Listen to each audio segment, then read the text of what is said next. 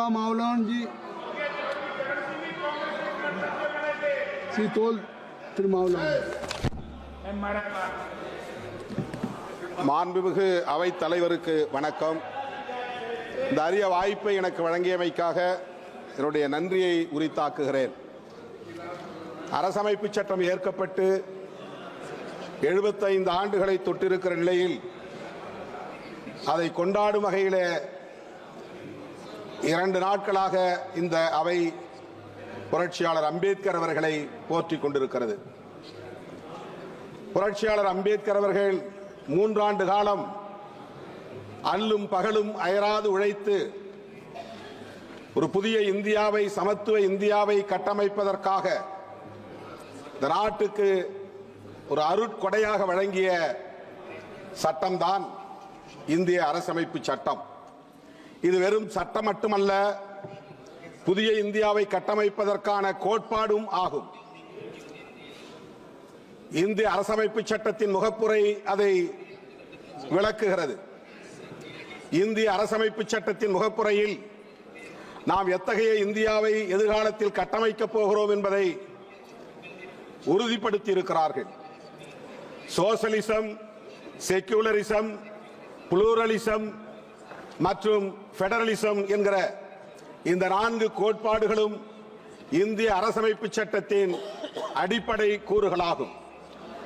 அவை மட்டுமின்றி நீதி, சுதந்திரம், சமத்துவம், சகோதரத்துவம் ஆகிய 4ம் புதிய இந்தியாவை கட்டமைப்பதற்கான தூண்களாகும். இவற்றை பாதுகாப்பதுதான் இன்றைய சவாலாக நம் முன்னால் இருக்கிறது. இங்கே உரையாற்றிய மாண்புமிகு உறுப்பினர்கள் பலரும் புரட்சியாளர் அம்பேத்கர் அவர்களின் பெருமைகளை பேசுகிற அதே வேளையில் அவரை எதிர்த்தது, அவருக்கு துரோகம் செய்தது நீயா நானா என்கிற வகையில்தான் விவாதங்கள் அரங்கேறிக் கொண்டிருக்கின்றன. எந்த அளவுக்கு இந்த 75 ஆண்டு காலத்தில் அரசமைப்பு சட்டத்தை நடைமுறைப்படுத்தி இருக்கிறோம், வெற்றிகரமாக அவற்றை நடைமுறைப்படுத்தி புதிய இந்தியாவை கட்டி எழுப்பியிருக்கிறோம் என்பது குறித்து உரையாடல்கள் இல்லை என்பது வேதனை அளிக்கிறது. புரட்சியாளர் அம்பேத்கர் அவர்கள் இந்த அரசமைப்பு சட்டம் ஏற்கப்படுவதற்கு முதல் நாள் 1949 ஆண்டு நவம்பர் திங்கள் 25ஆம் நாள் அரசியல் நிர்ணய சபையில் ஆற்றிய உரை, இறுதி உரை வரலாற்று முக்கியத்துவம் வாய்ந்தது.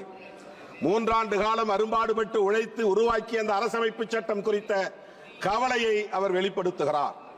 வருகிற 1950 ஜனவரி 26 அன்று இந்த தேசம் ஒரு குடியரசாகிவிடும். அது மகிழ்ச்சி அளிக்கிறது. ஆனால் இந்த தேசத்தின் எதிர்காலத்தை எண்ணி நான் வேதனைப்படுகிறேன். அரசியல் ஜனநாயகத்தை வென்றெடுத்து விட்டோம், ஆனால் சமூக ஜனநாயகம் கேள்விக்குறியாக நிற்கிறது. பொருளாதார ஜனநாயகம் கேள்விக்குறியாக இருக்கிறது. இவற்றையெல்லாம் எப்படி நாம் நடைமுறைப்படுத்த போகிறோம் என்கிற வேதனையை அந்த உரையிலே பதிவு செய்திருக்கிறார். சுதந்திரம் இல்லாமல் சமத்துவம், சகோதரத்துவம் இங்கே நடைமுறைக்கு வராது. சமத்துவம் இல்லாமல் சுதந்திரமும் சகோதரத்துவமும் இங்கே வெற்றிகரமாக இயங்காது. ஆகவே இவை ஒவ்வொன்றையும் தனித்தனியே பிரித்துவிட முடியாது. சுதந்திரம், சமத்துவம், சகோதரத்துவமாக ஆகிய 3ஐயும் ஒரே நேரத்தில் நடைமுறைப்படுத்துகிற போதுதான், வெற்றிகரமாக நடைமுறைப்படுத்துகிற போதுதான் இங்கே சமூக ஜனநாயகத்தை நாம் உருவாக்க முடியும் என்கிற கவலையை பதிவு செய்கிறார். அதற்கு இங்கே தடைகளாக இருப்பவற்றை தூக்கி எறிய வேண்டும் என்று சொல்லுகிறார். சகோதரத்துவம் இல்லாமல் சமத்துவம் இல்லை. நாம் அனைவரும் ஒரே குடும்பத்தை சார்ந்த உடன்பிறப்புகள் என்கிற உணர்வை பெற வேண்டும். இது தேசம் என்கிற ஒற்றை வடிவத்தை இன்னும் பெறவில்லை. இது தேசமாகவே இல்லை. ஆகவே நாம் அனைவரும் ஒரு தேசிய இனம் என்று கூட சொல்ல முடியாது. அப்படிப்பட்ட நிலையிலே சமூக ஜனநாயகத்தை வென்றெடுப்பதற்கு புரட்சியாளர் அம்பேத்கர் அவர்கள் பல்வேறு யோசனைகளை சொன்ன அதே வேளையில் தன்னுடைய ஆழ்ந்த வருத்தத்தை பதிவு செய்ததை இங்கே நான் பதிவு செய்ய விரும்புகிறேன்.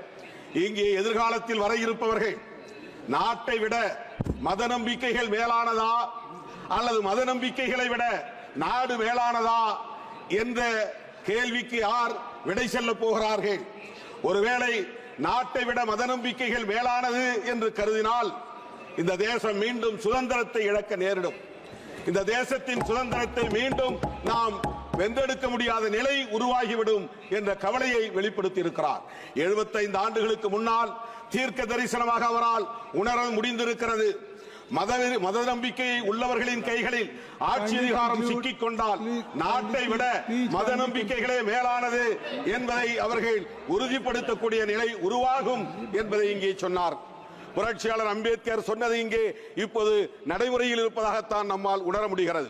புரட்சியாளர் அம்பேத்கர் அவர்கள் வாழ்ந்த இடத்தை சர்வதேச நினைவகமாக மாற்றியிருக்கிறீர்கள். அவருடைய உடல் எரியூட்டப்பட்ட இடத்தை அங்கே 433 அடி உயர சிலையை நிறுவியிருக்கிறது உண்மைதான். அதை 26 திறக்க போகிறீர்கள். புரட்சியாளர் அம்பேத்கர் லண்டனில் வாழ்ந்த இடத்தை நினைவிடமாக மாற்றியிருக்கிறீர்கள். ஆனால் அவருடைய பெருமையை போற்றுகிற அதே வேளையில் அவர் உருவாக்கிய அரசமைப்பு சட்டத்தின் ஆன்மாவை தகர்க்கக்கூடிய ஜனநாயகத்தை தகர்க்கும். Already you have taken more than your time. Already you have taken more than your time. Please kindly conclude. Vijay Kumar Hasdak ji, please.